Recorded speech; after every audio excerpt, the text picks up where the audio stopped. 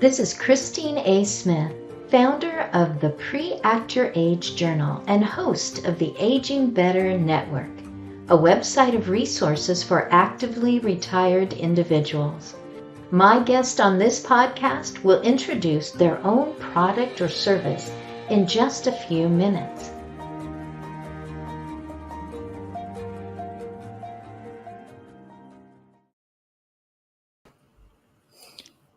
Hello, Blessing. Hello, Christine.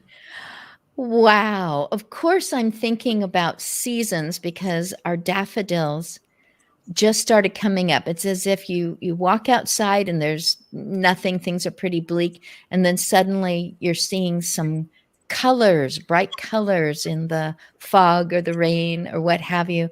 But you are in a different season and in a very different climate. Is that true? That's true. I'm in Australia. I'm in Brisbane in Australia, but my partner and I have just arrived back from a month in the outback of Australia. So temperatures well over 100 degrees every day, and very different landscape to no daffodils. Oh, So no. it's been wonderful. Quite an experience. Oh, I love it. So you were in the outback. You might have something to say about that later in the show. I want to jump in with just one more little comment. I put something out on LinkedIn and I know a person. We've actually spoken in the same room because he's here in Oregon. For anyone who's an audience member going, Oregon, I don't really know that part of the map as well as I don't know Australia's map very well. But we're between California and Canada. So somewhere in there. And his name is Mike Waters. Oh, yes. I know Mike well. And that was his comment. He said, I didn't know you knew Jolene. And I'm thinking, well, it's one thing to be LinkedIn, but it's another thing to be truly connected. So I don't know if that's going to work into this conversation at all, but somebody's thinking, Mike Waters in Oregon. Do I know him too? Maybe I want to be LinkedIn with him. Oh, Yes. goodness. Jolene, I have too much fun with my guests, so I'm going to get serious now. Tell me about something you have done right for a person challenged by their own aging. Well, my eldest sister, I'm one of 4 girls and I'm the youngest. And my eldest sister sadly passed away last year. She was 82. And her and her husband, my brother-in-law, have been married 62 years. So he's 92 and very active and managing very well on his own. But of course, he's very lonely. Whilst he's managing well, he struggles with the loneliness, and he does have family nearby, younger members in the family. But I really felt that what he needed was to be able to speak to people of his own age. I know this from my mum. It's lovely having family around, but when you're up there in your 80s and 90s, I think you need the company of people in your own age group. So I organised for him to join, much against his protest, to join a seniors community group that provide bus trips and social engagements. And once we got him going and there, he absolutely loves the company. He's able to sit with people from his own era that he can talk about the old days. And that sounds like such a simple thing, but it's lifted his spirit so much, being able to engage with people of his own age. So yeah, that's my latest achievement with somebody who is aging, and it's been a huge success.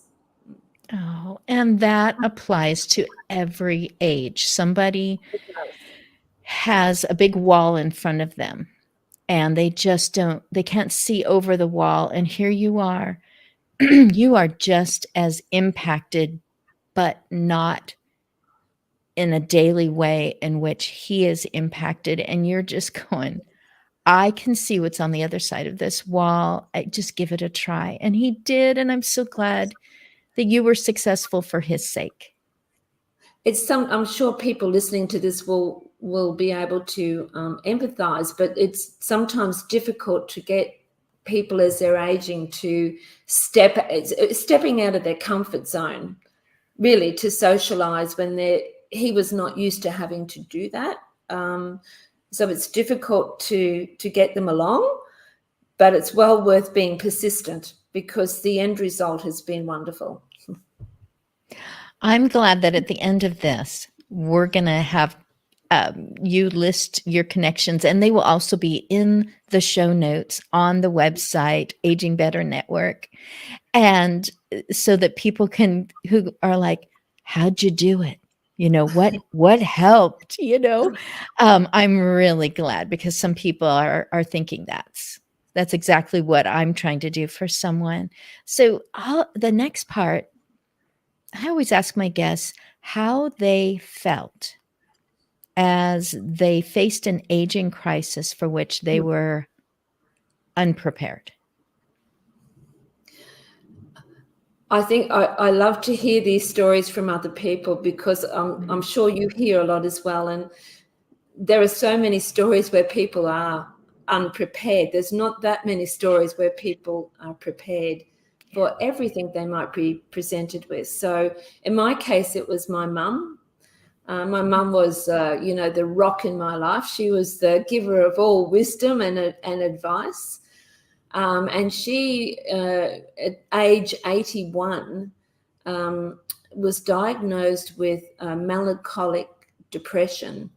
And it is depression as we know, clinical depression, but it is slightly different in elderly people. And it presents with out of character behavior, sleeplessness, a lot of talk of hopelessness, poor appetite, a lot of symptoms. And basically it became a little bit like dementia, where they're not the person that you know. It's hard to recognize them as the person you knew before, because their whole demeanor and character changes with this depression. So to talk about how I felt, I would probably say the 3 F's. So I felt frightened, almost like a child who'd lost their mum. That this was no longer my mum who could give me the advice. This was somebody different. So I was a little bit frightened. I became frustrated because it's a very difficult condition to treat. And the doctors need to find the right cocktail of medications. Often they can't. So I became frustrated that it seemed to me there was no progress being made. And I guess the end result of those two was I felt a failure. So I felt that, after all the years that your parent cares for you, and now you're called upon to care for them, and you feel like you're a failure because you can't find the solution to these care problems. Fortunately, after 6 months, we did get some success, and to a degree, they were able to treat it. But it's a very I would say the overall feeling was of failure. That's how I felt. And oh my goodness. So it sounds so similar to my own dad. I'm not sure the exact wording that would be used by different clinicians and all, but the same thing, finding the right cocktail took months. At that point, my mother-in-law said she was the one that could peer over the wall. And she said, before you go and visit him, you talk about it for days. After you're done visiting your father, you talk about it for days. You are really being impacted by this. It was a joyful, it was Thanksgiving, November, and he was at our house. with grandchildren, responding to what was going on like he hadn't in so long. And he shared with me, he was able to just say it.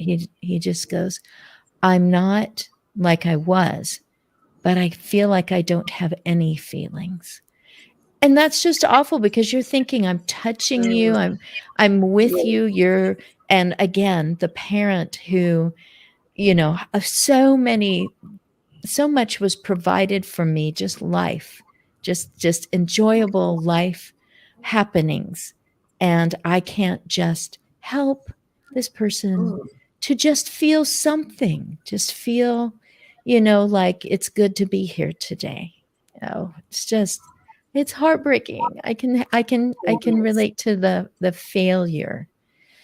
I Oh, think in today's world too, our medical science has advanced to such a degree that we think that everything can be fixed.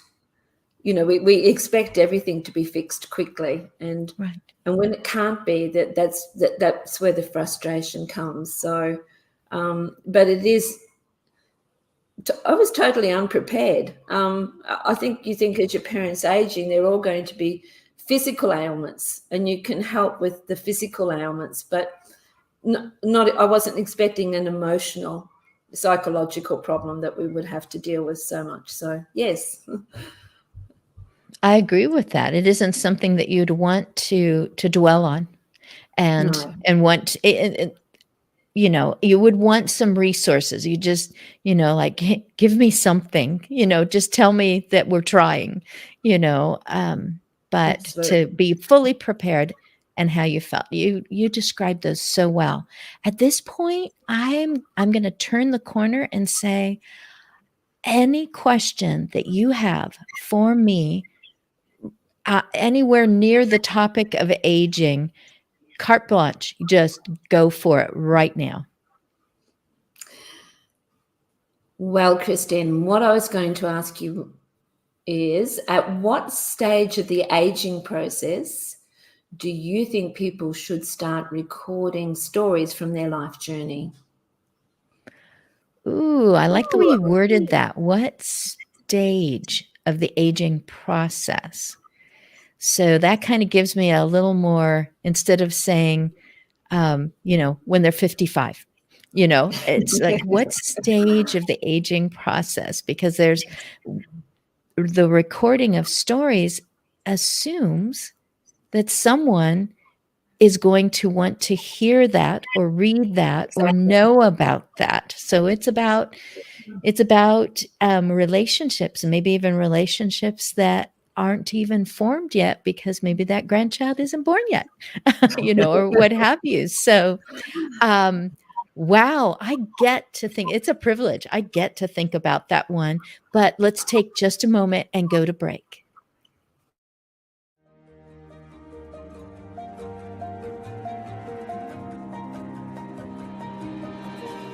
The Pre-Act Your Age Journal guides you to pre-plan for the emotional and relational impacts of growing older.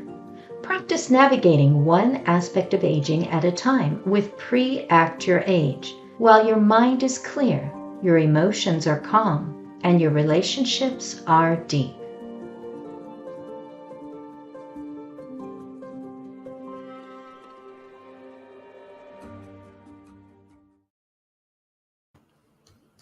If this is the first Pre-Act Your Age podcast that someone has clicked on, they don't know, but at least to give you a tiny bit of warning, that right after the break comes the lightning round. In the lightning round, Jolene, you are projecting yourself into your own distant future. So it's very hypothetical, but these scenarios are based in lives that I've been around, that I've seen, that I've interacted with as a caregiver, and also as a person who's 62 and has been around a few blocks. So you are going to choose a number, and I'm going to read a scenario for you. So the numbers that I have left are 1 through 7. So go ahead and select. Let's try number 3. Number 3. Okay. A person who knows you interrupts an emotional discussion between you and another person. So the one that knows you very well has interrupted and says to the other person that you, Jolene, are not responsible for what you're saying because of your condition. So, who or what advocates for your right to answer and to reason for yourself?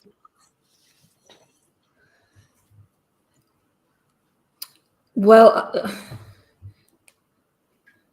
I would say, me personally, I've put into place a power of attorney.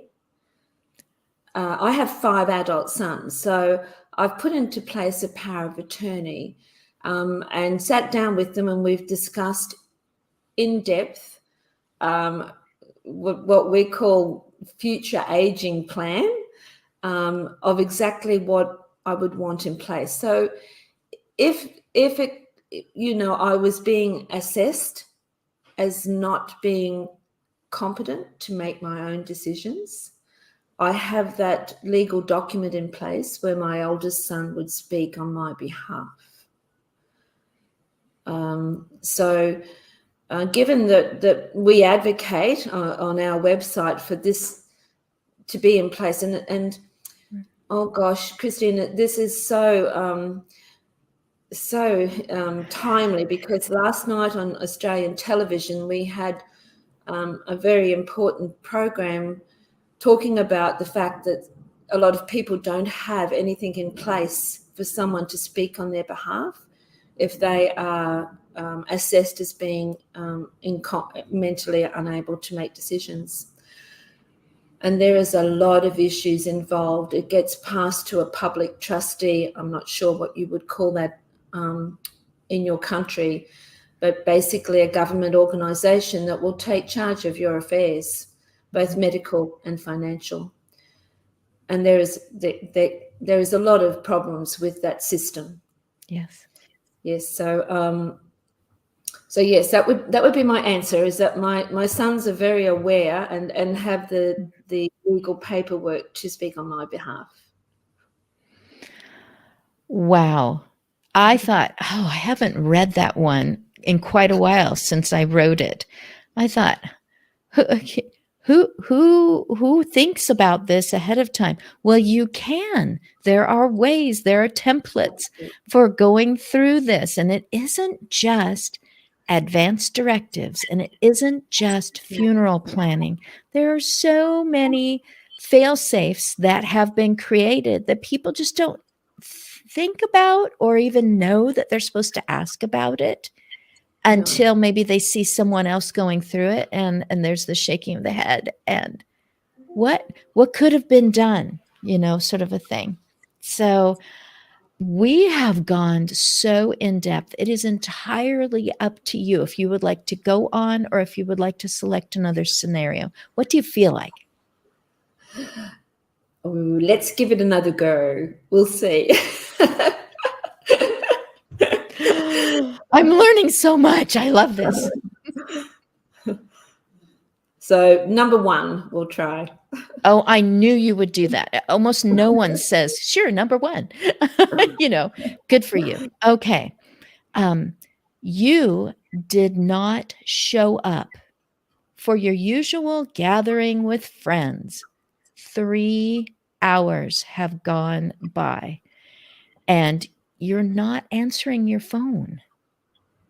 Who makes the phone calls, answers questions about maybe your mental condition, and who talks to officials? So you can answer it any way you want to. Well, it is a little bit similar to the last question, in that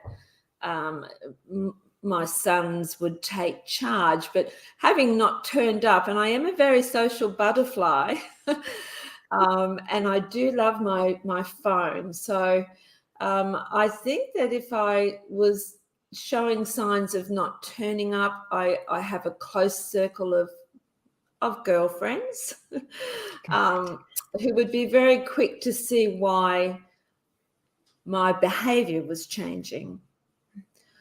I'm very fortunate in that they're also very familiar with my family and my sons. So I guess I can picture that there would be a fairly quick process of them contacting my sons to say, we think there might be a little problem happening.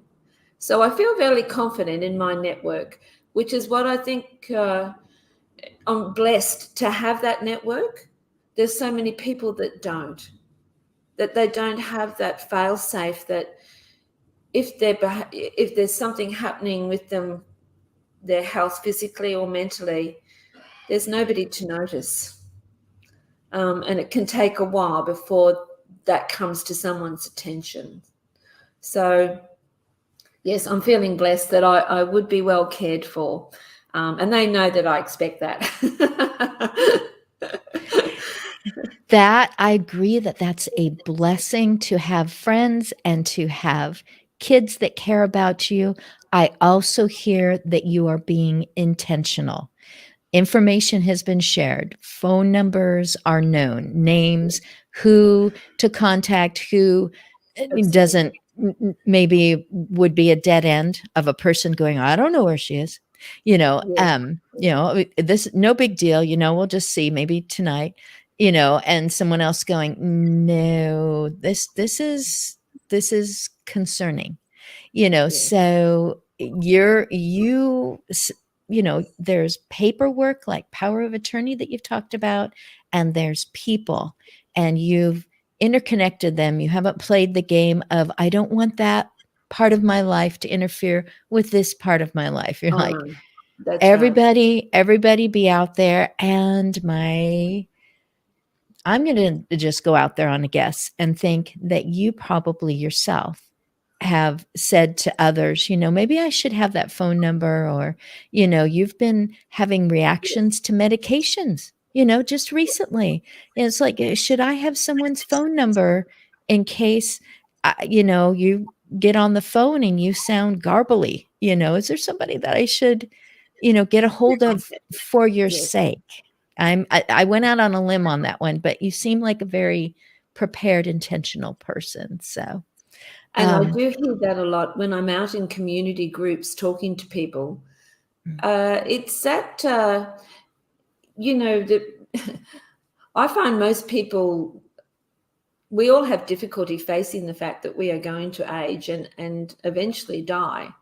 And it's that D word that people really don't want to talk about. But, I say to people that often we have in our mind that we're going to live to the same age as our grandfather, we're going to make it to 94, but what people don't think about is they're not going to reach that age in the same health that they're in at the moment. They don't think about that decline in, aging decline, that we're all likely to face some sort of decline in our health. And they don't plan for that at all. They're very good. They tell me they've made their will, and they might have even talked about their funeral arrangements, but they don't talk about anything that will happen before that. Which could be decades. It could be another 30 years. And, things like if they lose their independence, what do they want their family help them to do? There's a lot of choices there. There's in-home care. There's downsizing and selling their property. There's moving into retirement or aged care. So, some people say, well, I'll talk about that at the time. And I'll go, at the time, both yourself and your family are going to be emotional. And you don't want to, with all the good intentions your family and friends might have, you don't want to be railroaded into a decision that really is not what you want. If you had have talked about it earlier when you were healthier and clear-minded, you would have expressed exactly what you would hope for your future if you lose your independence. So, yes, it's not all about the end. There's hopefully decades before that, but you need to talk to family and friends about that. Exactly. You deserve to hear the answer to your question. What stage of life do you begin? Help me finish the sentence, because I've been playing with the answer back here. But what stage of life do you begin to have conversations? Record your life stories, whether recording with, even just talking to your family, telling them your life stories, or even better, maybe writing them down or doing an audio or a video. Oh, so I've got a couple different answers to that. Again, my mother-in-law, she passed away I believe about 8 years ago. And she was she was emotional in the moment, giving us things from, something from her father, giving us something from when she was much younger. She was not experiencing health concerns at that moment, but maybe she had just had a surgery that made her think. And so she was giving us things, and I was grateful for it in the moment. I treasure those things now because she wrote about it. She sat at a typewriter and typed or printed it out of her computer. Wonderful. And she just did that every once in a while. She was very expressive about her emotions. In the last month, I have brought both our son and our daughter to see my mom, who is 90. And the thing that comes to my mind is, here's my daughter asking grandma about something that they would not have maybe had that conversation even a few months ago, because everything was about my daughter's wedding and etc.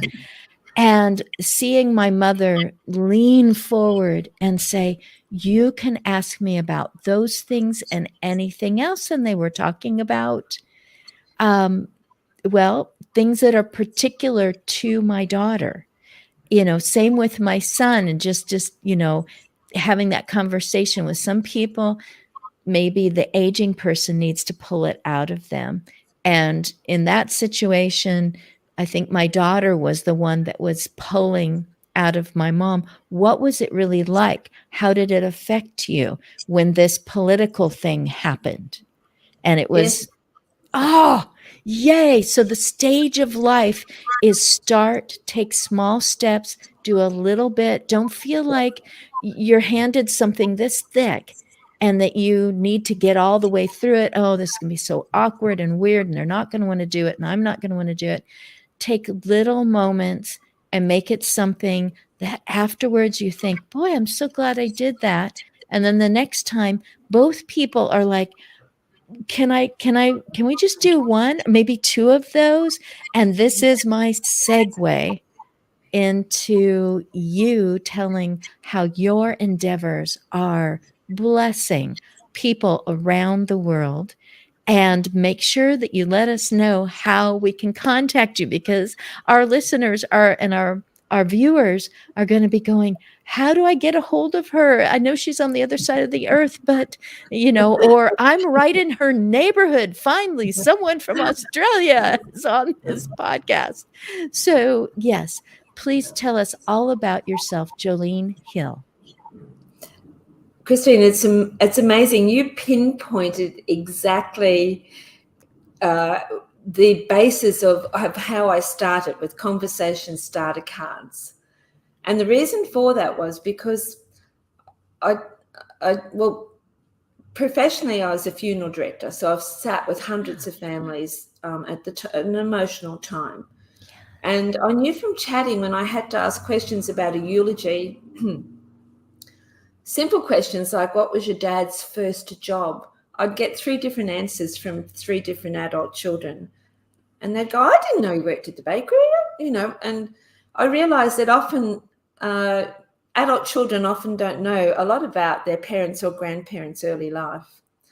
In my personal life, my husband passed away 12 years ago from cancer. And when he was very ill, my 5 sons and I would be sitting talking. And the one thing that really lifted his spirits was if my sons asked him to talk about his younger years when he was a teenager and an apprentice, you know, mechanic. And we'd been together 38 years. I found out things I didn't even know. So that was in my mind when he passed away. And I introduced these Your Life Talks conversation starter cards to get people talking about their life story.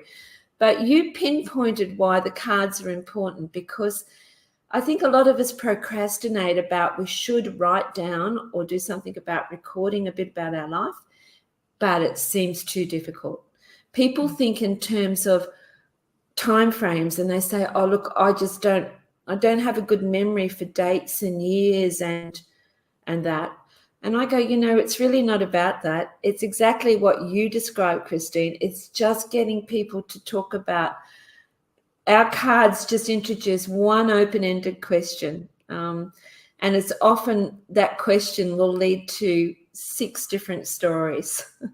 It's just jogging people's memory with open-ended questions.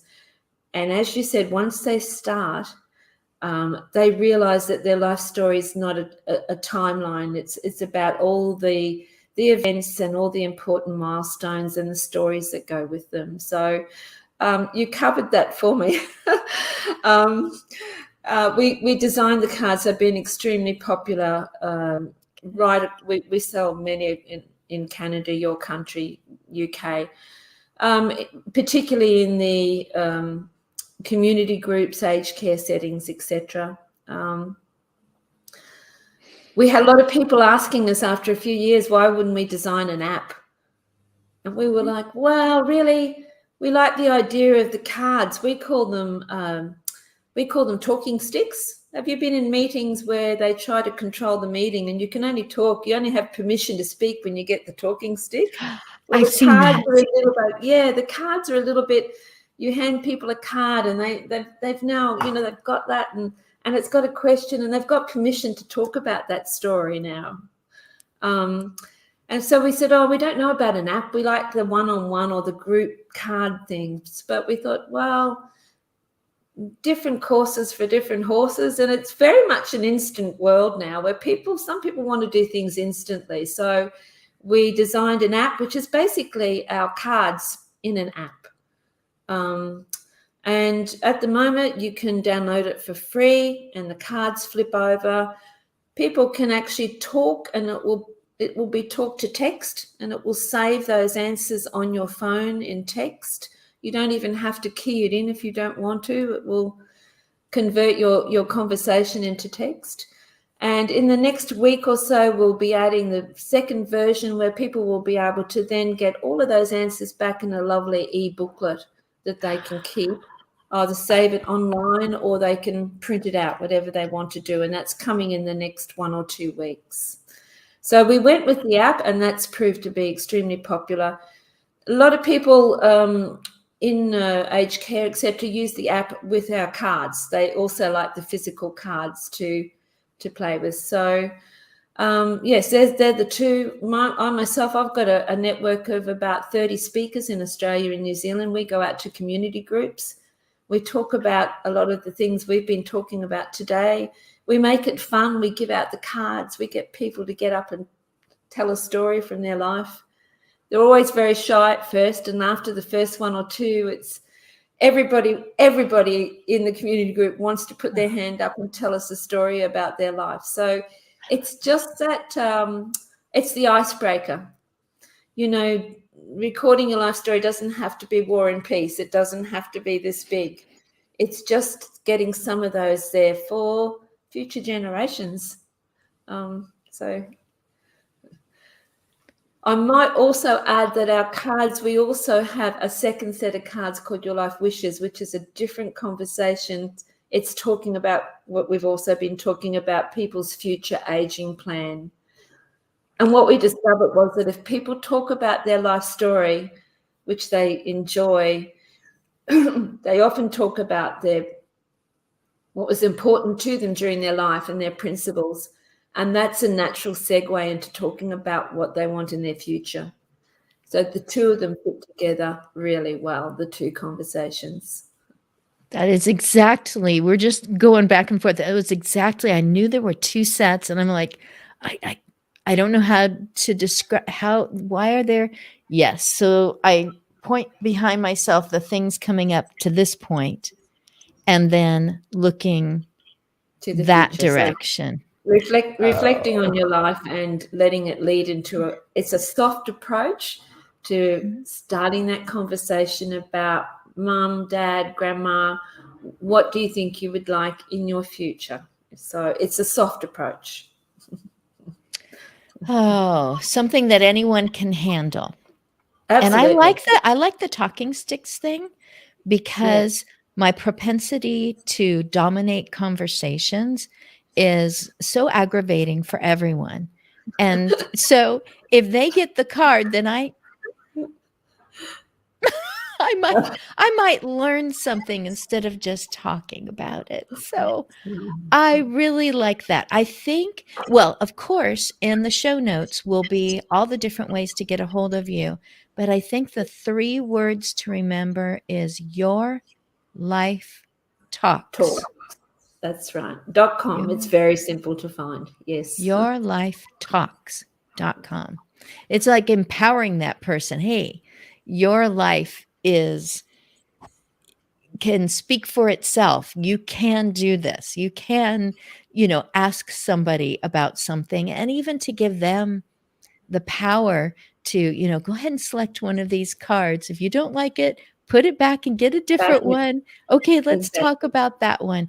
I love that it's not linear. Like, okay, first we have to talk about clear back, or first we have to talk about short-term memory, which may be more difficult. Who knows? So, it's all about being an icebreaker and making it easier. That is the intention of both the cards and the app, is to make this. I mean, people might want to go on and write their entire autobiography, but the idea is really to get the conversation going. That's the idea. Do you have the air conditioning going right now? Because you said something about 100 degrees. Oh, it's a little bit cooler now. We're actually on the coastline of Australia. We've moved out from the outback where it's extremely hot. We're on the coastline, so no, it is cooler now. It will be around 85 degrees, so somewhat cooler. But Australia is a very hot country, so we do like our air conditioning. Yes, I was thinking I'm not hearing an air conditioner on, and I should probably end this just for your sake so you can turn the air conditioning back on. But I'm glad that you've been relatively comfortable. I have loved this. It's just going to go on this way. I talk to other podcasters, on LinkedIn, and they're like, you're going to love every single one of these. There's always something that comes out of it. And I keep thinking, well, I've pretty much covered everything, in my 10 podcasts. Now I know why some people are celebrating their 200th. So, and my dog is whining, so I need to get to something. So I'm going to just say, thank you, Jolene Hill. Thank you so much for, on behalf of all of our audience today. It's been an absolute pleasure. I've enjoyed every minute, Christine. Thank you.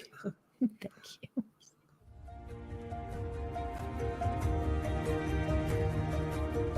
Please visit my guest. You'll find their link in the show notes. I'm glad you listened in on our conversation as we both navigated one aspect of aging at a time on this Pre-Act Your Age podcast.